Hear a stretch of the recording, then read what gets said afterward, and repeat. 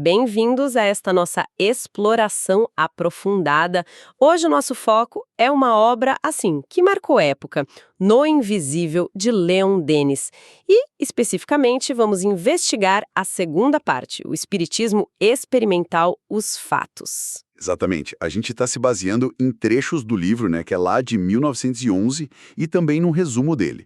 A ideia aqui é analisar os fenômenos que o Denis catalogou assim como evidências concretas, observáveis mesmo, da ação do espírito para além da matéria física. Então, a gente está falando de uma jornada pelos fatos que, pro Denis, não só sugeriam, mas demonstravam, né, a sobrevivência da alma e a capacidade dela de interagir com o nosso mundo. Coisas tipo a alma se projetando para fora do corpo, transmissão de pensamento. Isso. Sonhos que antecipam o futuro. Os bem intrigantes fantasmas de pessoas vivas. Uma tal de força psíquica. As famosas mesas que se moviam sozinhas e até, olha só, materializações de espíritos. O Denis buscava colocar o espiritismo como um campo de estudo experimental mesmo, baseado na observação direta, sabe? Certo, então vamos investigar esses fenômenos. Preparem-se porque a gente vai tocar em ocorrências que, assim, desafiam bastante a nossa compreensão habitual da realidade. Poderíamos começar por essa ideia da alma se libertando do corpo, principalmente durante o sono, que ele fala no capítulo 12, né? Denis começa justamente por aí. Ele viu o sono não só como um descanso para o corpo, mas como uma evasão da alma, digamos assim, da sua prisão corporal. Nesse estado, ela recobraria parte da sua liberdade e teria acesso a uma consciência mais ampla, podendo até revisitar o passado, ou conhecimentos que estavam esquecidos. E ele via alguma diferença entre o sono normal, comum, e um transe induzido, tipo hipnótico? Via sim. Argumentava que quanto mais fundo o transe, maior o desprendimento da alma em relação ao corpo, entende? E mais lúcida ela se tornaria. Aí faculdades como ver ou ouvir à distância poderiam se manifestar com mais clareza. Ver à distância. E esse desprendimento teria um limite máximo, que seria a morte, né? Que seria a separação definitiva daquilo que ele chamava de laço fluídico, tipo uma conexão de energia, sabe? Que uniria a alma e o corpo. Interessante essa ideia do laço fluídico. E como essa liberdade da alma se manifestava na prática, segundo Denis? Principalmente nos sonhos. Mas ele não falava daquele sonho comum, sabe? Aquele confuso, ligado às nossas preocupações do dia a dia. Ah, tá. Ele falava daqueles sonhos mais vívidos, onde parece que a gente vê e ouve coisas sem usar os olhos e ouvidos físicos, como se a alma estivesse mesmo em outro lugar. Ele cita exemplos que foram coletados por pesquisadores como Flammarion. Por exemplo, o caso de um tal G. Parent, que sonhou com um incêndio na propriedade de um amigo. E estava acontecendo mesmo. Exato, algo que realmente estava acontecendo à distância. Ou a esposa de um tal Palmero que sonhou com a chegada dos sogros por mar antes de acontecer. E aqueles sonhos criativos? Eu lembro que ele menciona Voltaire, compondo um canto da Henriade, La Fontaine, a fábula dos dois pombos, até músicos como Barry e Tartini que ouviam sonatas inteiras dormindo. Parece que a mente, sei lá, fica mais potente. Denis sugere exatamente isso, que a atividade intelectual pode ser até mais intensa durante o sono. E essa capacidade da alma de agir à distância não se limitaria só ao sono, né? Ele via isso acontecendo também enquanto estamos acordados, através do fenômeno da telepatia. Ah, a transmissão de pensamento. Como ele tentava explicar isso naquela época? Era uma ideia bem diferente, né? Era assim. Ele usava a teoria das vibrações do pensamento. A ideia era que cada pessoa emitiria vibrações mentais que, se fossem projetadas com vontade, poderiam viajar e influenciar outras mentes que estivessem em sintonia, como uma espécie de rádio mental, vamos dizer assim. Um rádio mental? Ele cita, por exemplo, os experimentos da Sociedade de Investigações Psíquicas de Londres. Lá, um emissor tentava projetar uma imagem ou uma ideia para um receptor que estava em outra sala ou até em outra casa. E os resultados foram considerados acima do acaso, sabe? E além desses experimentos mais controlados, ele se baseava em relatos mais espontâneos também. Com certeza. tipo o caso bem detalhado da Condessa Adelma de Vai. Durante a Guerra de 1866, ela teria recebido mensagens mentais do primo dela, o Conde Wurmbrand, que estava no fronte. Mensagens mentais? Como assim? Ele dizia para ela, mentalmente, que estava bem, mesmo quando saiu a notícia oficial de que ele tinha morrido. E dias depois, chegou uma carta dele confirmando que tinha sobrevivido exatamente como ele tinha comunicado telepaticamente. Para Dennis, isso era uma demonstração clara de uma comunicação real entre almas conectadas, entende? Nossa, que história! Isso parece levar a gente direto para um fenômeno ainda mais estranho que ele descreve. Os tais fantasmas dos vivos, ou o duplo. É isso. Correto. É o fenômeno do desdobramento, o que o Dennis chamava de corpo fluídico ou perispírito, que seria tipo um invólucro semimaterial da alma. Ele se exteriorizaria, sairia do corpo físico e poderia ser visto em outro lugar, mesmo com a pessoa viva, talvez dormindo ou em transe. E tem exemplos notáveis disso que ele cita. Um dos mais famosos, que o Dennis menciona, é o caso de um oficial naval. O navio dele naufragou, né? E o fantasma dele teria aparecido no navio de resgate. O fantasma dele. Sim, a imagem dele, o duplo. E teria escrito as coordenadas exatas do naufrágio num quadro negro.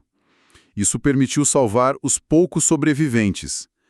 O pesquisador Aksakoff chamou esses fenômenos, que são ligados à alma da própria pessoa viva, de animismo, justamente para diferenciar das manifestações de espíritos de pessoas já falecidas. E esse corpo fluídico, ele podia interagir com o ambiente? Tipo, tocar em coisas? Olha, Dennis descreve relatos nesse sentido. Médiuns, como a famosa Eusápia Paladino, teriam deixado impressões dos seus membros fluídicos, mãos, pés, em substâncias como argila ou parafina. Mesmo estando longe ou imobilizada? Exato. Mesmo estando fisicamente distante ou imobilizada. Ele também menciona a possibilidade de fotografar esse duplo, como no caso do professor Strat, que teria sido fotografado à distância enquanto dormia. São fenômenos que realmente, assim, esticam os limites do que a gente considera possível, né? Com certeza. Saindo um pouco dessa questão da exteriorização e voltando para os sonhos que a gente falou antes, Dennis classificava os sonhos de alguma forma? Tinha tipos diferentes? Tinha, sim. Ele propôs basicamente 3 tipos. O primeiro é o sonho comum, aquele mais ligado ao cérebro e às nossas impressões do dia, né? O segundo seria o sonho misto, onde a alma já está um pouco mais liberta e mistura memórias com percepções reais do plano espiritual ou do ambiente ao redor. E o terceiro? O terceiro seria o sonho profundo ou etéreo. Aí a alma viajaria mais livremente, encontraria outros espíritos, receberia intuições. Daí viria aquela ideia popular de que a noite é boa conselheira, sabe? Entendi. E nesse sonho mais profundo poderiam ocorrer visões do futuro? As premonições que ele fala no capítulo 13? Exatamente. Dennis acreditava que, nesses estados de maior desprendimento, a alma poderia ter vislumbres do passado e também do futuro. Ele cita exemplos históricos famosos como o sonho da Calpurnia sobre o assassinato de César ou o próprio Lincoln sonhando com a própria morte. Nossa! E casos mais comuns também, de pessoas sonhando com detalhes de eventos que iam acontecer ou até com números de loteria. Ligado a isso estaria o pressentimento, né? Aquela intuição súbita sobre algo que vai acontecer, mas sentida enquanto a gente está acordado. Ah, o pressentimento. Isso. Ele cita o caso da mãe de um certo Tonelli que teve uma visão muito clara do filho sofrendo um acidente e correu a tempo de salvá-lo. Que impressionante! E quando essas visões ou sons acontecem com a pessoa acordada? Aquela coisa de ver ou ouvir coisas que os outros não percebem. Isso seria o que para ele? Capítulo 14, né? Dennis enquadrava isso como visão e audição psíquicas. Seriam formas de mediunidade. Seria a alma do sensitivo, mesmo em vigília, usando seus próprios sentidos espirituais, talvez num estado de leve exteriorização, entende? Ele menciona que, às vezes, os espíritos poderiam até se tornar parcialmente visíveis para esses sensitivos, e que a fotografia poderia, em alguns casos, confirmar essas visões. E tem algum exemplo marcante que ele cite dessas visões ou audições em vigília? Bom, historicamente, ele aponta para Joana d'Arc e as famosas vozes dela, que a guiavam e previam acontecimentos. Ah, sim. As vozes de Joana d'Arc. Em tempos mais modernos, ele cita o caso de um Perey Foxwell, um homem que foi assassinado. O espírito dele teria guiado um médium através de visões até o local onde o corpo estava escondido. Na audição psíquica, ele menciona o poeta François Coppée, que relatava ouvir seu nome ser chamado em momentos de dificuldade, como se fosse um alerta ou um consolo. Ou o caso de Lady Caidley, que ouviu uma voz que a salvou de um afogamento. E aquela inspiração artística súbita, como Mozart ou Beethoven, que descreviam músicas que pareciam vir de fora. Denis também via isso como um tipo de sensibilidade psíquica. Sim, ele os considerava exemplos de médiuns auditivos ou inspirados. Via nessas experiências, onde a música parecia chegar pronta na mente do compositor, um indício de conexão com fontes externas de criatividade, possivelmente do plano espiritual, né? Para ele, era mais uma manifestação da alma conectada a algo além do mundo material mais imediato. Falando nessas conexões e manifestações, Denis introduz um conceito que parece chave, a força psíquica. O que seria exatamente isso, segundo ele, no capítulo 15? Seria uma energia, que ele também chamava de força magnética ou fluídica. Essa energia emanaria de todos os seres vivos, mas de forma mais concentrada em algumas pessoas, como médiums ou magnetizadores. E essa força seria controlada pela vontade, pela intenção. Seria energia fundamental por trás tanto dos fenômenos físicos, como o movimento de objetos sem toque, quanto da cura através de passes magnéticos ou da imposição das mãos. Peraí, seria essa a força que o cientista William Crookes tentou medir naqueles experimentos com médiums como o Dedé-Roma? Aquela história da balança se movendo? Exatamente essa. Crookes relatou ter medido variações de peso e movimentos numa balança de precisão sem contato físico aparente, na presença do homem. Para Denis, isso era uma prova científica da existência dessa força. Ele também acreditava que essa força era essencial para a sugestão mental e para explicar como o espírito poderia atuar sobre a matéria ou influenciar um médium. Poderia até ser fotografada, segundo experiências da época. E o magnetismo curativo, então, seria a aplicação dessa força para o bem. Precisamente. Seria direcionar essa energia vital que podia ser potencializada pela fé e pela intenção de ajudar para restabelecer o equilíbrio no corpo de outra pessoa. Denis via isso como um dom natural, sabe? Ligado às curas que eram relatadas em locais de peregrinação. E ele enfatizava muito a importância da caridade e do desinteresse nessa prática, alertando contra o uso para fins egoístas ou para ganhar dinheiro. Certo. Vamos agora para fenômenos ainda mais, assim, ostensivos. Casas mal-assombradas, objetos voando, capítulos 16 e 17. Qual o marco inicial disso tudo para Denis? Onde começou essa história moderna? Ele aponta direto para Hydesville, lá em Nova York, em 1848, com as irmãs Fox, as famosas pancadas rítmicas e inteligentes nas paredes, nos móveis, que respondiam a perguntas. Esse fenômeno, chamado tiptologia, que é basicamente a comunicação por batidas, por golpes, teria revelado a história de um assassinato que aconteceu na casa. E acharam o corpo. Exato.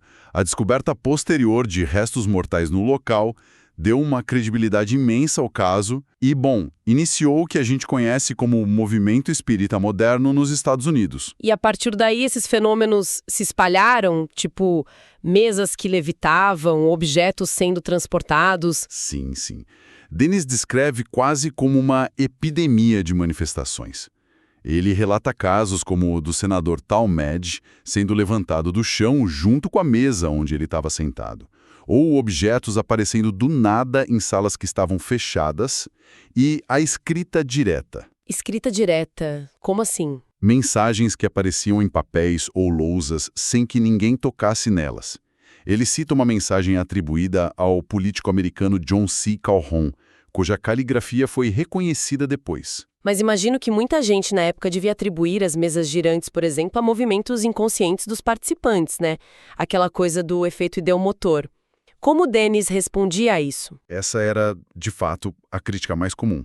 Mas o Dennis contra-argumentava citando experimentos que ele considerava rigorosos, como os do Robert Hare e do próprio William Crookes. Eles construíram aparatos para registrar os movimentos das mesas e tentar garantir que não havia contato físico, sabe? Ah, para tentar isolar a causa. Exato. E mesmo nessas condições controladas, as mesas teriam se movido e respondido inteligentemente através da tipologia das batidas. Para Dennis, isso descartava a explicação puramente muscular ou psicológica. Ele também cita as famosas sessões de Victor Hugo na ilha de Jersey, onde diálogos bem complexos e até poesias foram recebidos através da mesa falante, de supostos espíritos como Sombra do Sepulcro e até Molière. Que interessante. E da comunicação por batida se passou para a escrita. Tanto essa direta que você mencionou, quanto a escrita feita pela mão do médium, a psicografia. Capítulo 18. Exato. A escrita direta, ou psicografia direta, seria a mais impressionante. Mensagens surgindo em ardoses, que são aquelas louças de pedra, né? Mesmo fechadas e lacradas, ou em papéis deixados em locais isolados. Dennis cita experimentos de vários pesquisadores com médiums que produziam esse fenômeno. Já a escrita mediúnica, pela mão do médium, era mais comum, mas o Dennis a considerava complexa de analisar. Complexa por quê? Não poderia ser simplesmente o subconsciente do médium se manifestando? Alguma personalidade oculta? Dennis discute essa hipótese, sim, a da personalidade subliminar, assim como a possibilidade de telepatia entre os presentes. Ele reconhece que essas ideias podem explicar alguns casos, mas argumenta que elas falham em explicar outros. Como quais, por exemplo? Bom, como explicar mensagens escritas em línguas que o médium desconhecia totalmente? Ou informações muito precisas sobre fatos que eram ignorados por todos na sala? Ou ainda, a imitação perfeita da caligrafia de uma pessoa falecida que o médium nunca conheceu na vida. Realmente complica. Pois é. Ele cita exemplos como o médium Stanton Moses, que recebia mensagens filosóficas super complexas, ou o caso de uma lavradora analfabeta que, em transe, escrevia mensagens coerentes através do Dr. Dussart. Para Dennis, esses casos apontavam claramente para uma inteligência externa atuando. Isso nos leva diretamente ao transe e às incorporações, né? Capítulos 19 e 20. Como ele definia esse estado de transe? Ele via como um estado de afastamento parcial do espírito do médium do seu próprio corpo.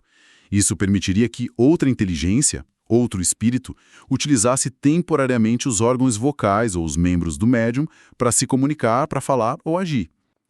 Um dos casos mais estudados e que Dennis cita bastante é o da médium americana Sra. Piper. Ah, sim, a Sra. Piper. Ela foi investigada por muitos anos por pesquisadores bem céticos, né? Exatamente. Por muitos anos. Espíritos que se identificavam como um tal Dr. Finuit ou George Pello, que era um amigo falecido de um dos pesquisadores, importante dizer que a médium não conhecia, se comunicavam através dela. E o que eles diziam? Lembravam de conversas passadas a ponto de convencer pesquisadores extremamente rigorosos como o Richard Hodgson e o James Hyslop de que não se tratava de fraude, nem telepatia, nem do subconsciente dela, mas sim da comunicação genuína daqueles indivíduos que já tinham falecido. E o próprio Dennis, ele trabalhou com médiums em transe também. Sim, trabalhou por muitos anos lá em Tours, na França.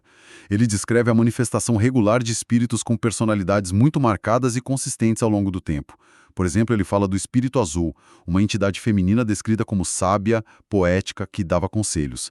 E também de Jerome, um espírito que ele descreve como um morador combativo, filosófico. E eles se manifestavam como? Ambos se expressavam através de médiums de pouca instrução, de uma forma que Dennis considerava totalmente incompatível com as capacidades normais dessas médiums.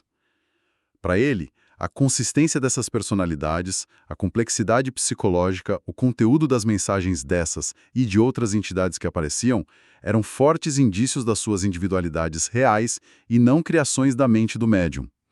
Ele via até uma hierarquia e progressão moral entre esses espíritos. E o ápice desses fenômenos, talvez o mais impressionante e controverso, seria a materialização, a formação de formas espirituais visíveis e até tangíveis. Esse é talvez o fenômeno mais espetacular e também o mais debatido que o Dennis descreve. A ideia básica é que, usando a tal força psíquica do médium e também dos presentes na sessão, e talvez substâncias do ambiente, os espíritos poderiam condensar matéria suficiente para formar mãos, rostos ou até corpos inteiros temporariamente. Temporariamente. Isso. O caso mais famoso que ele cita é o de Kate King, um espírito que teria se materializado por anos através da médium Florence Cook e que foi investigado extensivamente por William Crookes. Ah, sim, o Crookes. Ele afirmou ter visto e interagido com a Kate King e a Florence Cook ao mesmo tempo, né? Para tentar provar que não era médium disfarçada. Mas isso não poderia ser algum tipo de alucinação coletiva? Dennis argumentava contra a hipótese da alucinação, apontando para o que ele considerava evidências físicas. Primeiro, as fotografias de supostos espíritos materializados. Ele cita vários fotógrafos e casos, como a famosa foto do espírito Pete Boffa, obtida pelo jornalista W.T. Stead. E a segunda evidência? Segundo, e talvez mais convincente para a época, eram os moldes de membros materializados. Mãos, pés, até rostos, feitos em parafina derretida. Pesquisadores como o Aksakoff obtiveram moldes que eram anatomicamente distintos dos membros do médium, às vezes menores, ou com detalhes como cicatrizes que podiam ser identificados. E as roupas que essas formas materializadas usavam? De onde viriam as roupas? Olha, Dennis explicava isso pelo poder que a mente do espírito teria sobre a matéria fluídica, ou ectoplasma, como ficou conhecido depois. Assim como a gente pensa e forma imagens mentais, o espírito poderia plasmar aparências, incluindo roupas, usando essa matéria sutil. A forma materializada poderia ser o próprio perispírito, o corpo espiritual do espírito, só que condensado, mais denso. Ou poderia ser uma forma criada externamente pelos espíritos com essa finalidade específica da aparição. Entendi. Tudo isso, então, culmina na questão que parece ser a mais crucial, né? Que ele aborda no capítulo 21. Mesmo que a gente aceite a possibilidade desses fenômenos todos acontecerem, como provar a identidade específica do espírito que está ali se comunicando? Quem garante que é mesmo o tio João ou a vovó Maria? E o Dennis reconhece isso abertamente, a maior dificuldade. Ele admite que a comunicação entre os planos, entre o nosso mundo e o espiritual, não é simples. Que os espíritos podem estar confusos, especialmente logo após a morte. Que a influência da mente do médium pode interferir na mensagem. No entanto, ele argumenta que as provas de identidade, embora exijam sim uma análise muito crítica, são muito mais numerosas do que se supõe, especialmente em sessões mais íntimas, entre familiares e amigos. Que tipo de prova ele considerava mais forte para estabelecer essa identidade? Ele reitera exemplos que já vimos. Sim, ele retoma vários casos e adiciona outros. Ele enfatizava o acúmulo de evidências convergentes. Não uma única prova isolada, mas a combinação de vários fatores que juntos formavam um quadro convincente. Como, por exemplo? Por exemplo, o reconhecimento claro de características psicológicas, manias de linguagem, o jeito de ser da pessoa falecida, a menção a detalhes muito íntimos, segredos de família ou memórias compartilhadas que eram totalmente desconhecidas pelo médium. Informações objetivas que podiam ser verificadas depois, como ele cita o caso do Dr. Funk, que foi guiado por um espírito até um título de propriedade escondido. Outros exemplos? A escrita na língua ou com a caligrafia exata do falecido, o cumprimento de pactos ou promessas feitas em vida, o reconhecimento físico em casos de materialização ou nas fotografias espíritas. Ele detalha o caso de Dede Home, identificando detalhes sobre uma senhora e o enterro dela, que foram depois confirmados pela família. O espírito do General Rivers explicando uma inicial na assinatura dele. Enfim, uma série de pequenas coisas que juntas se tornavam significativas. O ponto crucial para o Dennis era que, mesmo filtrando possíveis fraudes ou explicações alternativas, como telepatia ou subconsciente, o conjunto dessas evidências, especialmente os detalhes verificáveis e as informações que claramente transcendiam o conhecimento de todos os presentes, formava um argumento muito poderoso a favor não só da sobrevivência da alma, mas da identidade individual dos espíritos que se comunicavam. Uau! Foi realmente uma viagem intensa por esses fatos experimentais, como ele chamava, que o Leon Denis reuniu em No Invisível.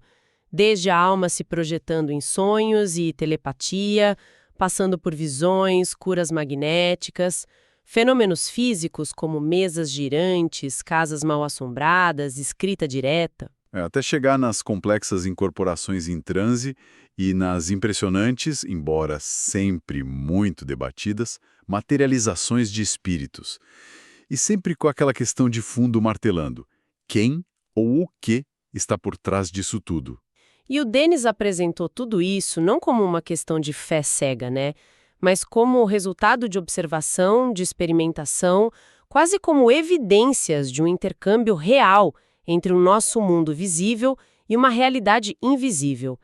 É uma visão que, ainda hoje, com certeza desafia muitas das nossas concepções sobre consciência, matéria, vida. Sem dúvida. E é importante notar que ele mesmo reconhecia as dificuldades, a possibilidade de erro, a necessidade de estudo sério, de método, de discernimento. Mas para ele, o peso da evidência acumulada, especialmente naquelas provas de identidade, apontava de forma inequívoca para a sobrevivência da alma e sua capacidade de se comunicar conosco. Para quem se interessa por explorar os limites da consciência, as diferentes perspectivas sobre a vida após a morte, ou simplesmente tem curiosidade sobre o que a gente chama de inexplicado, mergulhar nesses relatos compilados e analisados por Denis certamente oferece muito material para pensar, para refletir. E fica aqui talvez uma reflexão final para quem nos ouve.